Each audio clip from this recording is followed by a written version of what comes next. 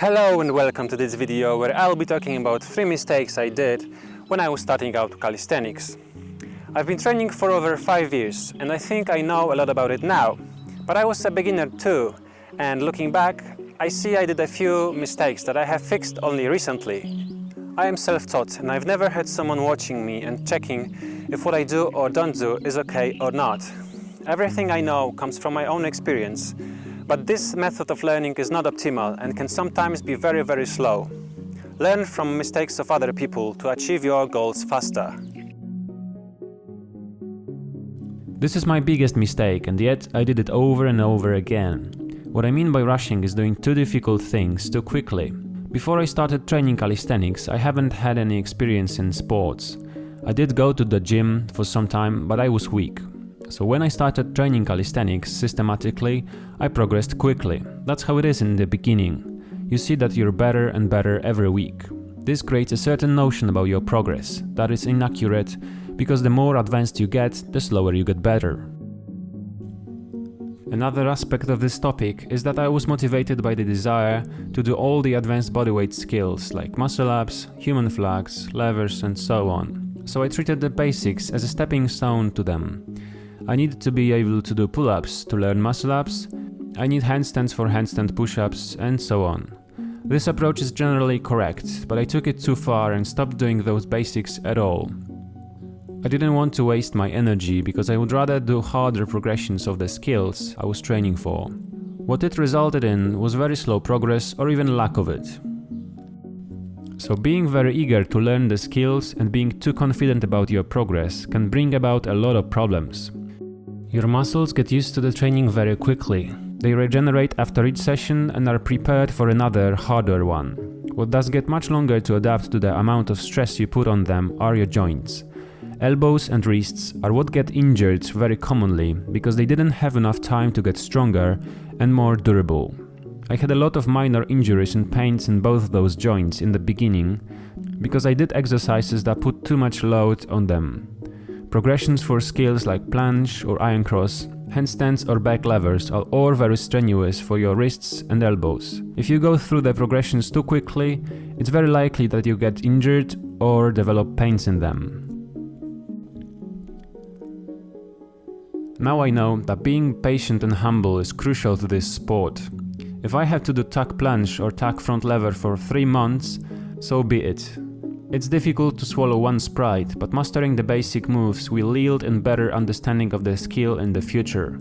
The quicker you get the skill, the quicker you can lose it, whether you get injured or too impatient to wait for the results. I've done this cycle of getting a skill and losing it quickly a few times, and I wish you didn't have to do the same.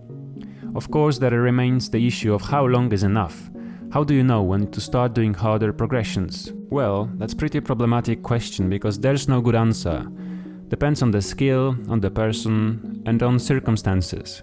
But let me tell you one thing. If you think that it's already time to change the progression to harder one, then you're probably in the middle of the way to changing it.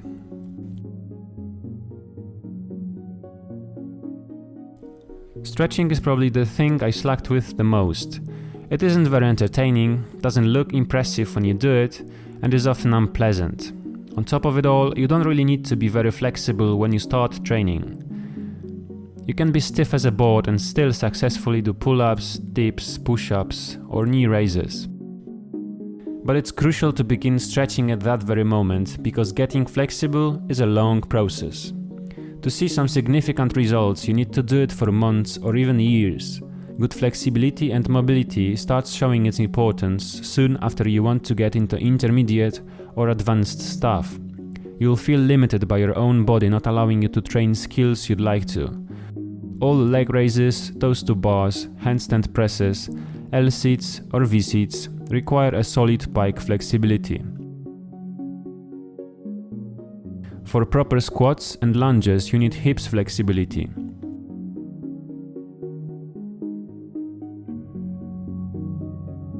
A proper handstand position, you're gonna need flexible chest and shoulders, or you'll be able to do only banana handstands. I have realized the importance of stretching only when I needed the flexibility to perform the skills I just mentioned.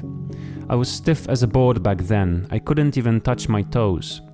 So when I finally started to stretch systematically, I had to wait months for some decent results. If I had started stretching at the beginning, I wouldn't have wasted so much time. So if you don't stretch regularly, you better start it now. It's never too late to start, but the earlier you do it, the better. I think everyone knows that warming up is important, yet I've seen so many people, including me, who didn't do it properly. No one wants to do the boring stuff. Circling your arms, pacing in place, warming and stretching your joints. Blah, it's all boring. We want to get to the exciting stuff right away. Muscle ups, handstand push-ups, levers, that's what's exciting. But it isn't smart. This approach can quickly lead to some unpleasant injuries. Of course, let me clarify, you don't need the same warm-up for every workout. If you plan on doing basic stuff like push or pull-ups, you don't need to be as well warmed up as you need before training planche, for example. You can easily get warmed up on the go, as you do the workout itself. Basic exercises are not very strenuous, so there's not much risk involved. However, when your workout starts with more difficult exercises, like handstand push-ups, then your body needs to be well prepared or you can damage your wrists, elbows, or face. Another thing is that you probably want to be able to perform at your best when you have the most energy.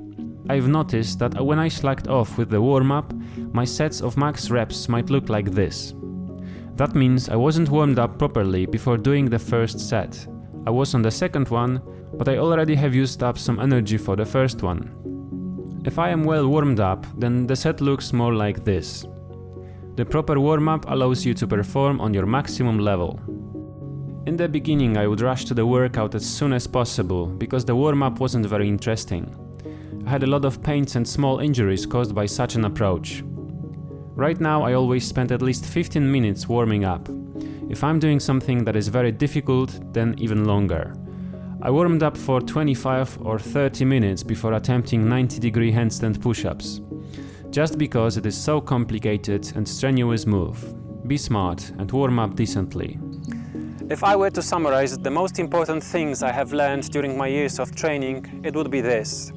Be patient and be humble. This is the key to success in training. In life, nothing that comes quickly or easily is worth having. I'm gonna leave you with this thought. See you in the next video, my friends. If you need help with calisthenics, would like to learn skills like human flag, front lever or planche, or you're a beginner and could use a guidance, then check out my Patreon page for details. If you like my videos, please subscribe to the channel. Thanks and see you next time.